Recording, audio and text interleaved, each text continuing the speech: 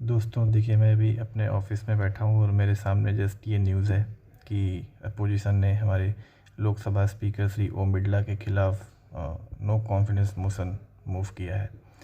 तो चूँकि मैं एक गवर्नमेंट एम्प्लॉय हूँ और अभी पार्लियामेंट में ही हूँ, तो मुझे लगा आपसे कुछ इंटरेस्टिंग बातें करनी चाहिए। तो सबसे पहले तो मैं आपको बताना चाहूँगा कि ओम बिरला जी हमारी 21वीं सदी के पहले ऐसे स्पीकर बन गए हैं जिनके खिलाफ नो कॉन्फिडेंस मोशन लाया गया है। इससे पहले 3 बार नो कॉन्फिडेंस मोशन आया है। 3 बार से मेरा मतलब है कि आया तो बहुत बार है, पर लोकसभा स्पीकर्स के खिलाफ इससे पहले 3 बार आया है। और वो सबसे पहली बार आया था 1951 में, जो हमारे पहले लोकसभा स्पीकर थे श्री जीवी मावलंकर जी, उनके खिलाफ आया था। दूसरी बार फिर 1966 में सरदार हुकम सिंह के खिलाफ आया था। और उसके बाद लास्ट आया था ये 1987 में बलराम झाखड़ जी के खिलाफ। और उसके बाद फिर अब ये 2026 में हमारे श्री ओम बिरला जी के खिलाफ लाया गया है। तो दोस्तों, आप जानते होंगे कि जो अविश्वास प्रस्ताव होता है वो सरकार के खिलाफ लाया जाता है जनरली।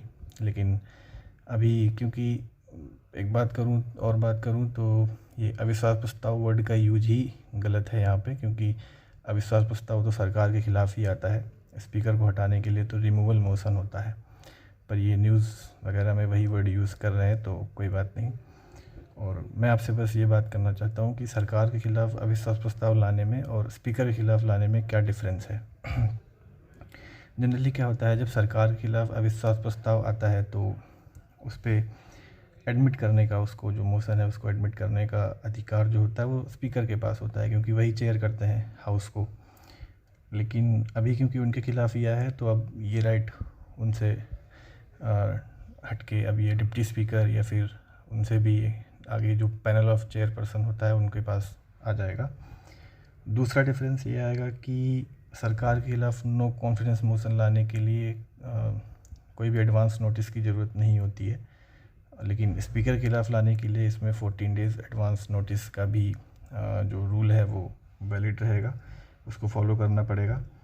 और तीसरा है कि जो नॉर्मल केस में होता है, सरकार के खिलाफ जब नो कॉन्फिडेंस मोशन आता है तो स्पीकर के पास कास्टिंग वोट का राइट होता है। यानी मामला अगर वोटिंग के बाद टाई होता है तो वो डिसाइसिव वोट कर सकते हैं। लेकिन अब इस केस में उनके पास ये राइट नहीं रहेगा, वो जस्ट एक नॉर्मल एमपी की तरह हाउस में बैठेंगे। हाँ, उनके पास खुद को डिफेंड करने का, बोलने का अधिकार होगा और एक नॉर्मल एमपी की तरह वो वोट करेंगे। सो दैट्स इट दोस्तों। जानकारी अच्छी लगी हो तो प्लीज़ लाइक एंड शेयर।